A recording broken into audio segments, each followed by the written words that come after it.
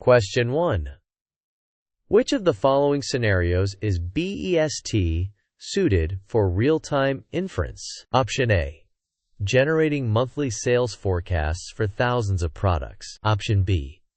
Analyzing sensor data from industrial machinery overnight to predict potential failures. Option C.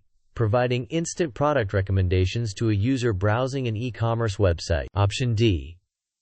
Processing daily customer transaction logs to identify dormant accounts.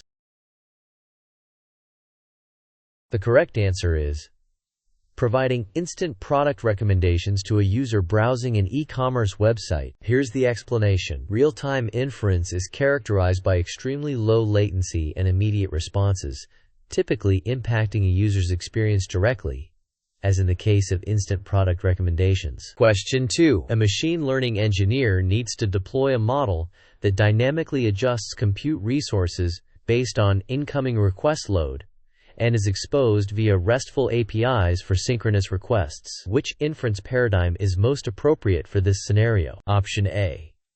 Online inference. Option B. Offline inference. Option C. Stream processing. Option D. Model-based inference. The correct answer is online inference. Here's the explanation.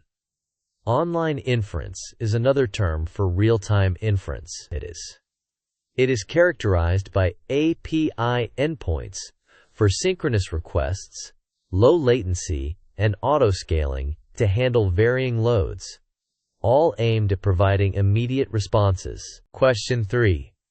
An organization needs to process petabytes of historical customer data to generate long-term value predictions. The results are needed weekly, and cost efficiency for processing vast datasets is a primary concern. Which inference approach should be chosen? Option A. Real-time inference with managed endpoints. Option B. Online inference with auto-scaling. Option C. Batch inference leveraging distributed computing. Option D. Edge inference for immediate local processing. The correct answer is batch inference leveraging distributed computing. Here's the explanation. Batch inference is ideal for processing large volumes of data collectively at predetermined intervals, e.g. weekly, where latency requirements are relaxed and cost efficiency is a focus. It often utilizes distributed computing frameworks. Question 4. A data science team has developed a new fraud detection model that needs to process individual financial transactions in real time with very low latency. Which type of Azure ML endpoint is best suited for this requirement? Option A. Batch endpoint, as it is optimized for high throughput. Option B. Managed online endpoint, as it provides real-time inference with Azure handling operational overhead. Option C. Kubernetes online endpoint, but only if they need to process data asynchronously. Option D. An Azure function, directly hosting the model without Azure ML integration. The correct answer is, quote, managed online endpoint, as it provides real-time inference with Azure handling operational overhead. Here's the explanation. Managed online endpoints are specifically designed for real-time, low-latency inference, making them ideal for applications like fraud detection, where immediate predictions are critical. Azure manages the underlying compute and scaling, reducing operational overhead. Batch endpoints are for asynchronous, high-volume processing, and Azure functions lack the integrated MLOps features of Azure ML endpoints. Question 5. When deploying a new version of a machine learning model to an Azure ML online endpoint, which feature allows for a controlled, risk-mitigated rollout by directing a percentage of incoming requests to the new model while the majority still goes to the stable version? Option A. Auto-scaling. Option B. Network isolation. Option C. Traffic management. Traffic splitting. Option D. Batch processing. The correct answer is traffic management. Traffic splitting. Here's the explanation.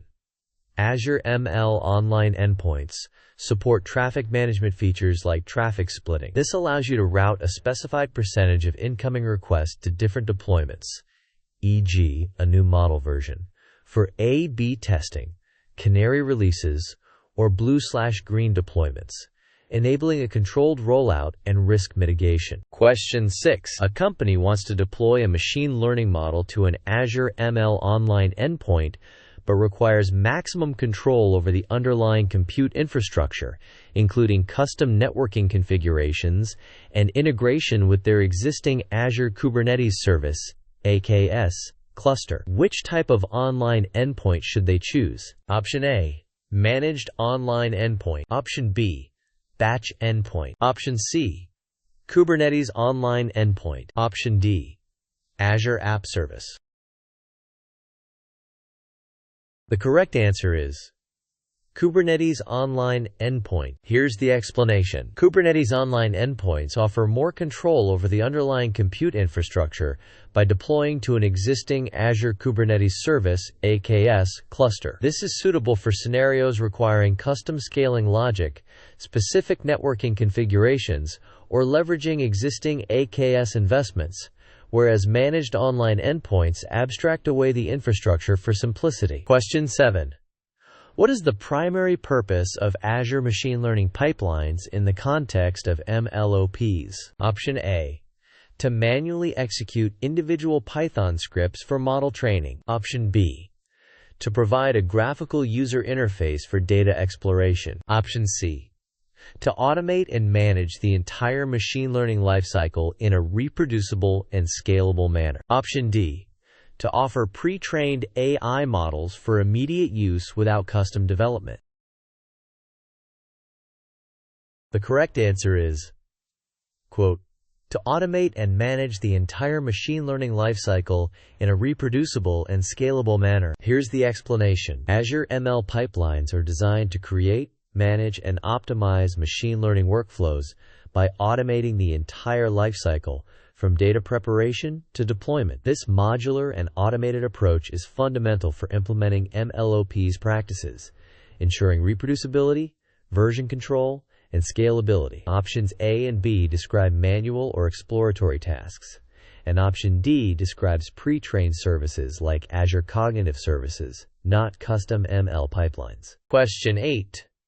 A data scientist is running an Azure ML pipeline repeatedly during development. They notice that a particular data pre-processing step takes a long time, but its input data and code haven't changed since the last successful run. How can Azure ML pipelines optimize this situation? Option A, by automatically provisioning a larger compute cluster for that step. Option B, by caching the output of the step and reusing it in subsequent runs if inputs haven't changed. Option C, by disabling the step entirely if no changes are detected. Option D, by converting the step to an automated auto-ML run.